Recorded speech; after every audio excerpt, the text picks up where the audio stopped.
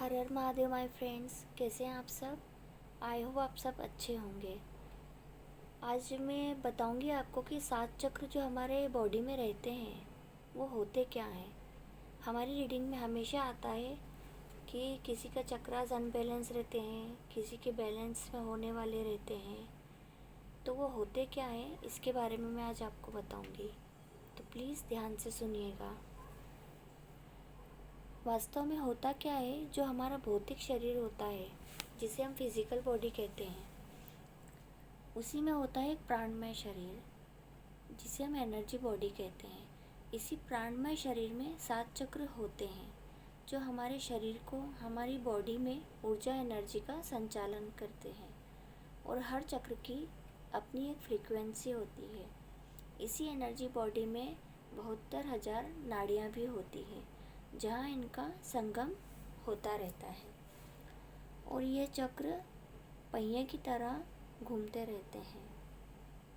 I hope आप सबको समझ में आ रहा होगा। तो पहला चक्र होता है बेस चक्र यानी रूट चक्र, जो पहले नंबर पर होता है। यह लाल रंग का होता है, ये दिख भी रहा होगा आपको। और दूसरा होता है सैक्रल चक्र जिसे हम स्वादिष्ठान चक्र कहते हैं। तीसरा होता है सोलर प्लेक्सस चक्र जो होता है मणिपुर चक्र यानी सोलर प्लेक्सस चक्र। चौथा होता है हार्ट चक्र यानी अनाहत चक्र। पांचवा होता है विशुद्धि चक्र, थ्रोट चक्र, जो हमारे गले में रहता है, कंठ में। और छठा होता है थर्ड आई चक्र जो कि आज्ञाकारी चक्र कहते हैं, जिसे हम आज्ञा चक्र कहते हैं, जिसके बारे में आपने कई बार सुना भी होगा, थर्ड आई चक्र। और सातवां और आखिरी होता है क्राउन चक्र जिसे सहस्त्रधार चक्र कहते हैं, जो हमारे सबसे ऊपर क्राउन पर होता है।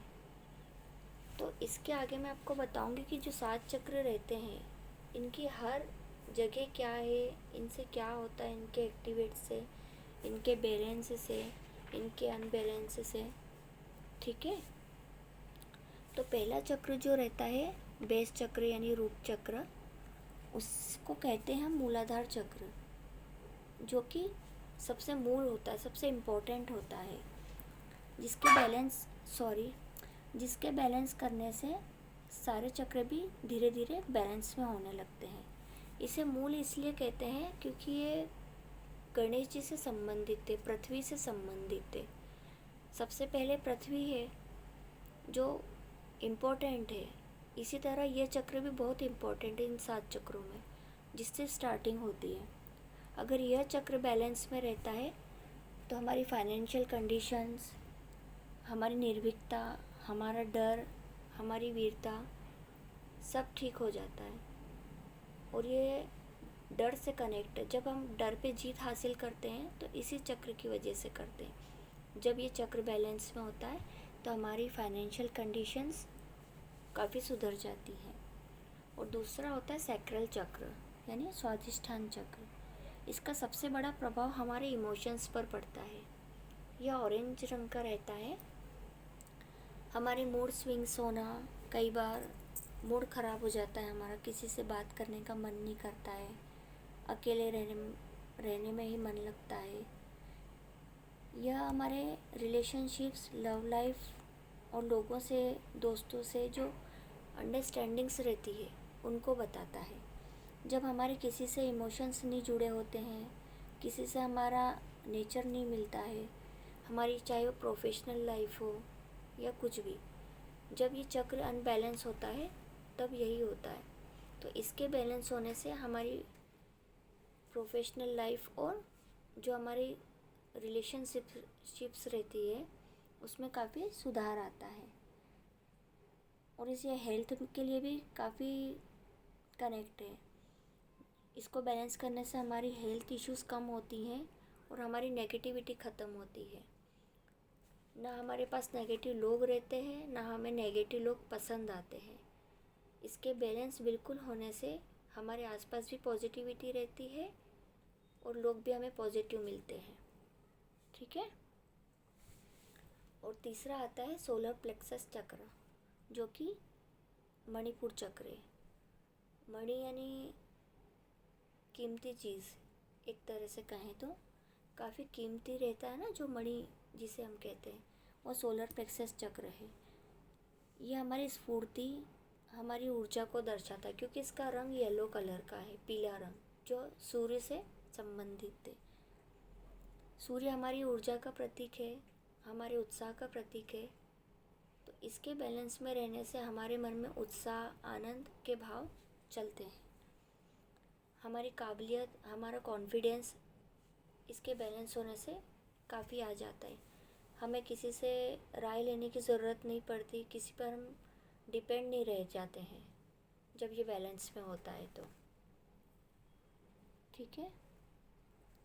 और अगर इसको जल्दी बैलेंस करना है तो आप येलो कलर ज़्यादा पहने, सूर्य की एनर्जी में सुबह 8 से 9 के बीच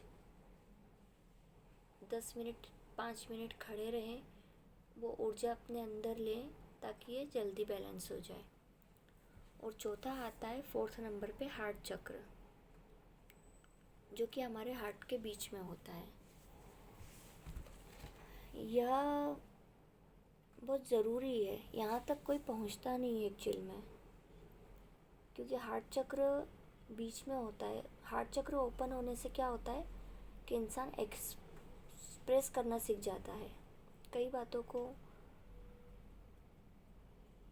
बोलने लग जाता है, जैसे कि किसी को माफ़ करना, किसी को सॉरी कहना बहुत बड़ी बात होती है। आज के ज़माने में तो काफ़ी बड़ी बात है, किसी को माफ़ कर देना मतलब बहुत बड़ी बात हो जाती है। जब आपका हार्ट चक्र ओपन होता है तो आप लोगों को माफ़ करना सीख जाते हैं, सॉरी बोलना सीख जाते हैं, अपने दिल की बात कहना सीख जाते हैं, मतलब आपका दिल सभी के लिए ओपन हो जाता है। 5वां है थ्रोट चक्र, जो हमारे गले में रहता है। थ्रोट चक्र से क्या होता है कि आप किसी भी चीज़ को नो कहना सीख जाते हैं। अगर कोई बात गलत है तो आप उस पर ऑब्जेक्शन लेते हैं, उस बात को कहना सीख जाते हैं कि ये चीज़ गलत है, तो आपको बिल्कुल निडरता के साथ यह बात कहने का हक मिल जाता है जब आपका थ्रोट चक्र ओपन हो जाता है। छठा आता है थर्ड आई चक्र, जो कि हमारे सर में बिल्कुल बीचों बीच रहता है। इसके ओपन होने से आपके सपने में आपको पहले से ही कुछ पता होने लग जाता है, या आपको ड्रीम्स में कुछ दिखने लग जाएगा जो होने वाला रहता है वो। कई बार हम किसी चीज़ को सोचते हैं कि नहीं, ये व्यक्ति हमको मिलना चाहिए या कब मिलेगा, ऐसा हम सोचते हैं, और वो कई बार हमें उसका मैसेज आ जाता है, उसका कॉल आ जाता है, या वो व्यक्ति मिलने आ जाता है अचानक से, जब आपका थर्ड आई चक्र ओपन होने लगता है। और इसको बैलेंस में रखना बहुत ज़रूरी भी है। 7वां आता है क्राउन चक्र, जो सबसे आखिरी में ऊपर की ओर होता है। यह पर्पल कलर का होता है। इसमें आपके विज़न क्लियर होते हैं, आपको लाइफ में क्या करना है, किस दिशा में जाना है, कहाँ मूवमेंट लेना है, क्या सही है क्या गलत है, वो सब चीज़ें क्लियर होने लगती है। आपके लाइफ के विजन्स जो रहते हैं वो क्लियर होने लगते हैं। इसका ओपन होना भी बहुत ज़रूरी है। मतलब कहें तो बेस चक्र और क्राउन चक्र, ये दोनों ओपन होना बहुत ज़रूरी है, पहला और आखिरी, तो आपकी सारे चक्रास बिल्कुल बैलेंस रहते हैं।